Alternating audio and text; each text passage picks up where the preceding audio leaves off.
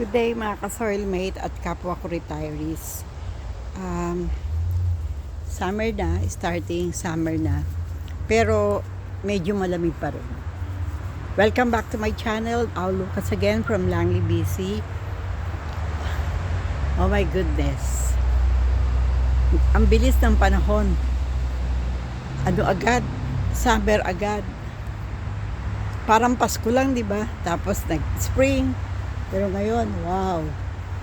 So, to give you an update, ito na yung mga roses ko for now. Kita nyo, ang daming roses, ano? Ang lalaki, oh, ayan, tignan nyo. Oh, wow. Oh, for the first time, bumaba yung aking climbing rose. Ayan, ang dami-dami. Oh, diba? Tapos, yung aking roses na malalaki, na red, kinat namin. Kasi nga, nagkaroon sila ng black spot. So, tatlong malalaking pots na namulaklak early spring na mulaklak yan tatlo. Yung white, tapos isang pink at saka isang red. Ayun yung remnants ng bulaklak niya. Yan po yun. So, dinicide ko na putulin sila kasi nga, ito nangyari. Tignan nyo. Nakakaawa, oh. Yung dating napakayabong kong rose na peach, na bigay sa akin ni Wilma Cadorniga, namatay. Hindi naman siguro, parang naghihingalo. Because ang daming black spots, no? So, last week namulaklak siya. Pero now, dahan-dahan siyang dahil nga sa sobrang init, ito na the withered na mga English ko, my goodness. So yan, tinry kong i-treat yung black spots niya, siguro another cutting na naman, and hindi ko siya maitanim kasi nga parang may sakit no. So, ganyan yan, no? Yung sa halaman mo, kahit anong pag-iingat, pag gusto niya talagang, pag siya ay nakakatch ng bacteria o plant disease, hindi mo yun mapipigil. That's part of the process, no? But yung aking mini roses in front of the Blessed Virgin Mary ay miraculously grow. Ayan, nagkaroon siya ng mga siguro, I don't know, ito rin, nakakatuwa, namatay na siya, pero nabuhay siya uli. Kasi siguro yung kanyang rose na para supposed to be kay Mama Mary. Tapos yung rhododendron at the back of the image, biglang nagkaroon ng pink flowers. Yung rhodo. So, may namatay, may nabuhay, siguro ganun talaga yun. Kaya, thank you Lord. Anyway, I'm still hoping na mabuhay.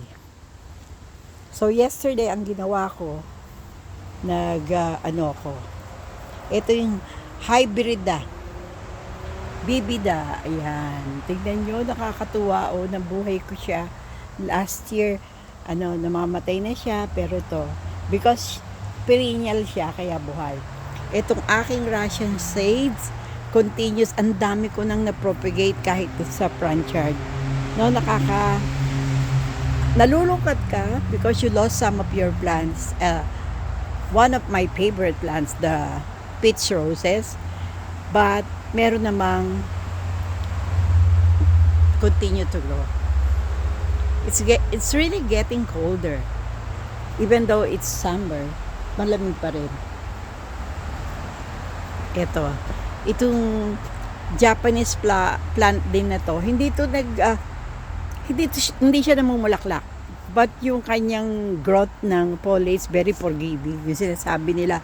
Kasi yung forgiving, parang sa Tagalog, parang madaling palakihin at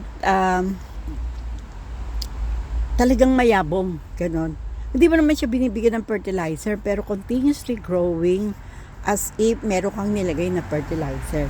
Tapos parang ang style nito, parang mga spike. Tapos itanim mo lang yung sa kanya ang bilis lumago. Hindi ko lang siya maparami kasi nga, yung nature niya saan ko ilalagay. Yun ang naisip ko. Ito din, another plants na maliit lang siya pero napalaki ko. And this one, I forgot the name. Hanapin ko kung anong pangalan niya. Flowering plants din yan. All of these are perennial. Itong nandito sa side na ito. Under the grapes are perennial. Tingnan mo yung shades, pinalaki ko. Ito, this is lemon sedum. Lemon sedum. Yan. Yan ang mga sedum ko. So, ito, I'm starting another hanging plants. Itong ginawa ko ngayon. Next week, we'll see if it continues to grow. Ito yung Dusty Miller. Mukhang lumalaki yung Dusty Miller natin. Kaya nakakatuwa. Around the Japonica unimus. Yan. So, some of the plants have already labeled, others don't have. I still have a lot of things to improve sa namin. Anyway, long summer pa, hanggang autumn, I can plan, right? So, yan. Yung aming apple tree this year, last year walang prutas. But this year, may maliliit siyang bunga. Sana po hindi siya magkaroon ng pesticide. And then I started doing the compost. Ang compost ko yung mixture of ground coffee, potato peel, yung skin, yung potato, not sweet potato, but potato skin, no? Dinudurog ko yon, tapos lalagyan ko ng tubig, peppermint ko ng 24 hours, and then the following day, ilulubog ko yun sa lupa together with the shell ng egg na dinurog. Yan. So, I have her 2 apples, si crispy red, and then the other one is the green apple. So, yan po sila. Ito po yung si Mr. Blueberries na namatay na pero nabuhay uli. Nakakatuwa kasi nilagyan ko rin siya ng compost. Actually, ito po siya. Mr. Raspberry. Madumi na pero kailangang malinis ko to. Yan po supposed to be ang bunga niyan. No, ano na rin yan, nag-give up na ako dyan, pero nung inilipat ko yung posisyon, together, 3 sila, pinagtabi-tabi ko, nabuhay. Ito po yung Creeping Jenny, continuously to grow, at saka Autumn Joy.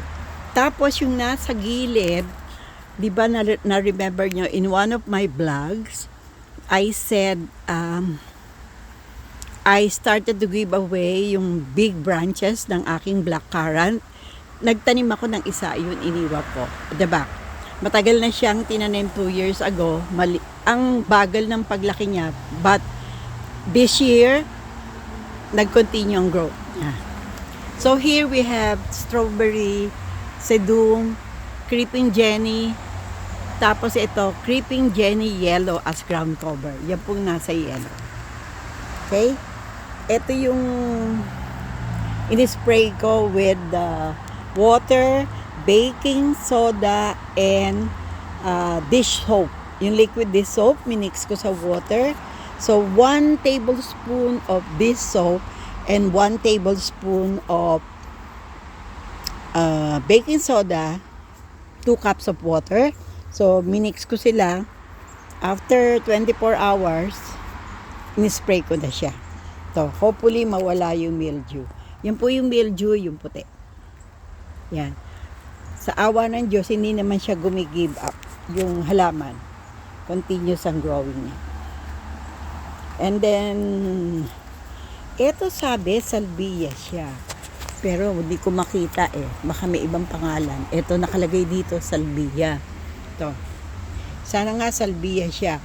If I am wrong, i-research ko yan, lalagyan ko ng level para sa next time na mag-vlog ako.